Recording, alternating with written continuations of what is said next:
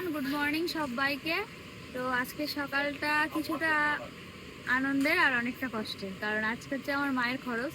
কালকে শ্রাদ্ধ করে উঠেছি, আজকে কিছু লোকজনকে লবণ ভাত খাওয়াবো। তো সেটারই প্রিপারেশন চলছে এখন ওখানে। এই যে রান্না বাড়া শুরু হয়ে গেছে।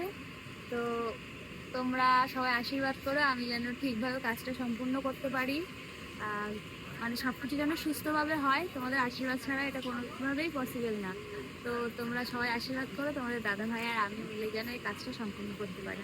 তো চলো তোমাদেরকে একটু দেখাই কি কি রান্না হচ্ছে। আমি বলেছিলাম কালকে সকালের ভিডিওতে বলবো, তো সেই জন্য ভাবলাম এখন ভিডিওটা বানিয়ে একটু পোস্ট করে আসো কি কি রান্না হচ্ছে। এখান দিয়ে বলি না, নাহলে শুনতে পাবে না, কারণ মাইকটা তো বাড়ি।